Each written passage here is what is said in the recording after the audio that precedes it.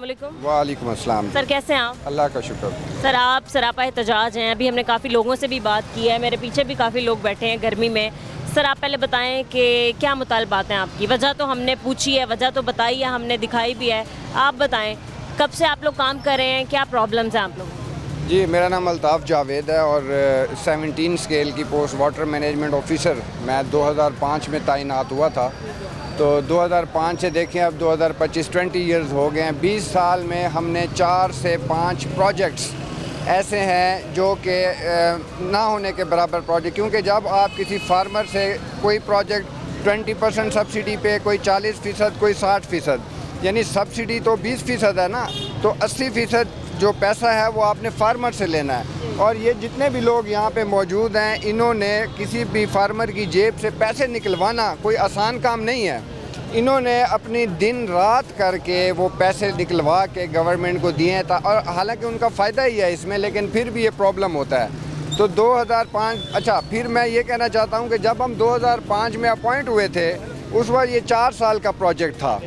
اگر 4 سال کے پروجیکٹ کے بعد یہ ہمیں کہہ دیتے کہ دیٹس آل آپ لوگ جا سکتے ہیں, تو ہم کچھ نہ کچھ اور ایڈجسٹمنٹ کر سکتے تھے نا, کیونکہ اس وقت ہماری ایج جو ہے 25 26 27 سال تھی, ہم کہیں سکتے تھے, ہو سکتے تھے.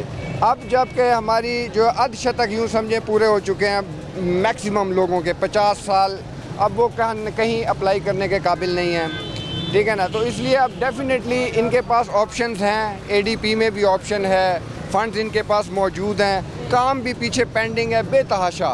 آئے دن آپ یہ بھی پروگرام دیکھ رہی ہوں گی کہ پانی کی کتنی قلت روز بہ روز ہوتی جا رہی ہے, اور واٹر ٹیبل بالکل. اور سر اس کو بچانے کے لیے اتنے اقدامات کیے جا رہے ہیں, جگہ جگہ مطلب ٹیمز بھیجی جا رہی ہیں پانی کے بچاؤ کے لیے, یہ وہ. آپ لوگوں نے اتنا پانی بچایا, آپ لوگوں کے ساتھ اب باقی یہ سلوک کرنا کہیں سے بھی مجھے تو جائز نہیں لگ رہا. ڈیفینیٹلی میں یہی کہتا ہوں کہ آپ کے چینل اور مختلف جو میڈیا ہیں ان کے توسط سے یہی کہنا چاہتے ہیں کہ یہ بیسیکلی یہاں جو لوگ ہیں یہ کچھ 300-400 لوگ نہیں ہیں, یہ 300-400 فیملیز ہیں.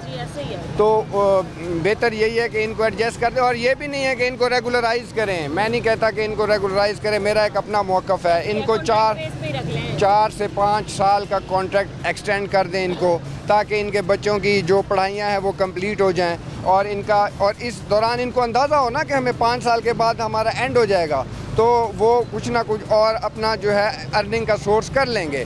لیکن یہ تو اب یہ ہوا ہے نا کہ اچانک انہوں نے کہہ دیا, آیا ہے ایکسٹینشن کا لیٹر آیا ہے, باقاعدہ نوٹیفیکیشن آیا ہے کہ آپ کی 2 ایئرس کی ایکسٹینشن ہو گئی ہے, سارے ریلیکس تھے. اچانک پھر آ گیا ہے کہ جی ان کی اٹینڈنس لگانا چھوڑ دیں.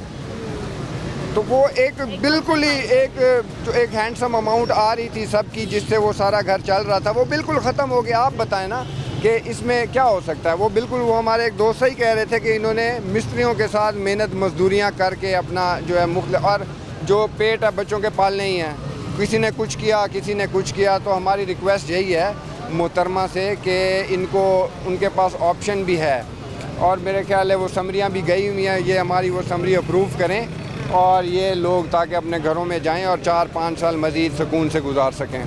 ٹھیک ہے سر, کون سے گریڈ کے مطلب کون سے اسکیل سے لے کر کہاں تک کے گریڈ کے لوگ یہاں پر موجود؟ 3 کیڈرز ہیں, جس میں راڈ مینز ہیں, جس میں راڈ مین بھی, PN بھی, سب انجینئر جو کہ سپروائزرز ہیں, اور آفیسرز ہیں جس میں انجینئرز بھی ہیں اور ایگریرینز بھی ہیں. یہ 3 کیڈرز ہیں, اور 3 کیڈرز تقریباً یہاں پہ اکٹھے ہیں. اور یہ میں سمجھتا ہوں کہ آج کم ہیں, اور کچھ ہمارے لوگ راستے میں ہیں, ان سے ہم رابطے میں ہیں, وہ پہنچ رہے ہیں. احتجاج میں شامل ہیں ڈیفینیٹلی وہ پہنچیں گے, اور جب تک اس دفعہ یہ ہم سوچ کے ہیں کہ یہ ہمارا آخری دھرنا ہے.